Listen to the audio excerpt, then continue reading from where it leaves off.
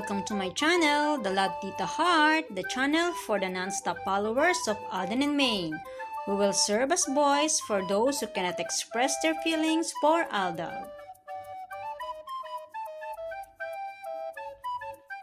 Kamusta po kayo mga ka-non-stop? Good day po sa inyong lahat. Bago po tayo tumungo sa kaganapan kay Alden and Maine, please subscribe and hit the notification bell para ma-notify po kayo sa mga bagong video na i-upload ko.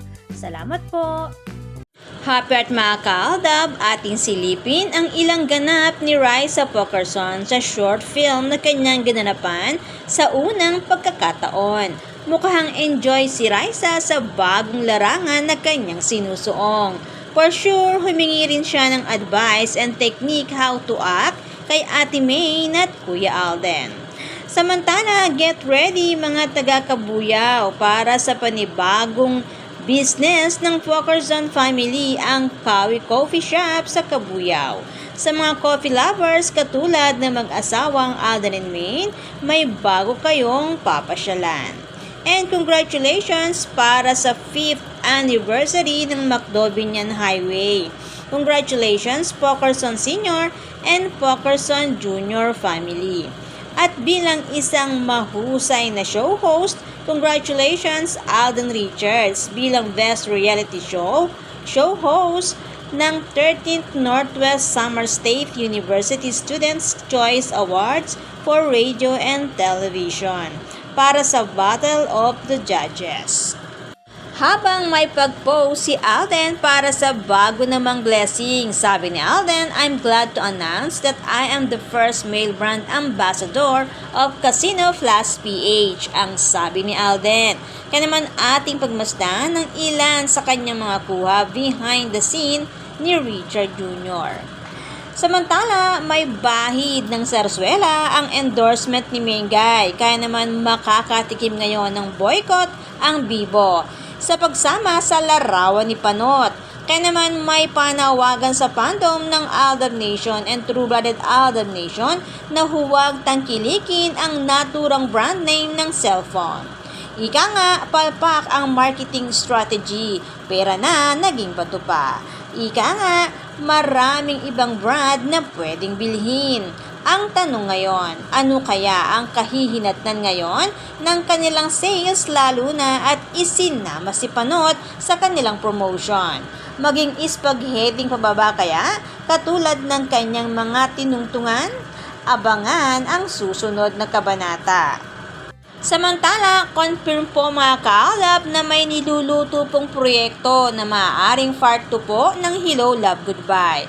Kaya po may paingay na ligawan kuno. At bukod po sa movie, meron pang di umano ay endorsement na pagsasamahan ang dalawa. Kaya inumpisahan na po sa nakaraang Pepsi Summit ang pagsasama sa dalawa. At dahil may iba pang proyekto ang kanilang pagsasamahan, kaya tumutugon po ang mga bagay na ito sa ating nasagap na kwento last week. Malinaw po na para lang sa showbiz ang mga ligawan kuno. Sa madaling salita, gimmick lang po. Gimmick lang ng dalawang nagsanib na network. Kaya para mabantayan at hindi mapahamak si Alden, mapapansin na lagi nitong kasama si Mama Ten. Dahil si Mama Ten na rin ang nagsisilbing gwardiya ni Richard Jr. at siya na rin laging pinagbibilinan ni Mrs. Nico Menday Pokerson. Kaya't kung ano pa man ang mga binabalak nila, lahat po ay sarsuela lamang. Samantala, magkakaroon po ng meet and greet si Alden Richards para sa Bibo sa SM Mega Mall, May 4, 2024, 5 p.m. Kaya nga lamang, buo na ang pasya ng fandom na i-boycott ang produkto nito. Masasabing na wrong move or mali ang naging marketing strategy ng marketing executive sa pagsama sa larawan ni Panot sa nakaraang promotion ni Maine. Si Maine and Alden ang ambassadors at hindi si Panot. Ang tanong, bakit hinaluan ng Sarsuela ang promotion nila? Gayong greet and meet ni Maine last year ay namataan na kasama ni Maine si Alden sa venue kung saan ginanap ang event. Ibig sabihin, may alam ang pamunuan ng mag-asawang tunay sila Alden and Maine. Kaya naman ngayon ay boycott ang fandom, no to Bibo. Ika nga ng ating ka-admin, hindi titigil ang mga sarswelista hanggang hindi nabubuwag ang fandom. Dahil ang fandom ng Aldab Nation and True-Blooded Aldab Nation ay hadlang sa kanilang mga plano at pangloloko sa madla. Ang fandom ang nagbubuking sa kanilang mga kasinungalingan. Kaya naman todo effort ang mga sarswelista para sirain ang kredibilidad ng mga admin ng fandom na direktang tumitira at bumabanat sa mga sarswelista. Ika nga, sorry na lang sa mga sarswelista, nakakuha kayo ng katapat. Ang mga strongest defender ng Aldab or Maychard or nila Alden and Maine ay nananatiling nakatayo, buo ang dibdib, tuloy sa paninindigan dahil alam ang katotohanan. Sabi nga nila, tuloy ang laban, walang iwanan hanggang dulo, walang sukuan. Ang laban para sa katotohanan, for the love, kay Richard Jr. and Nico Menday Pokerson at sa kanilang mga anak.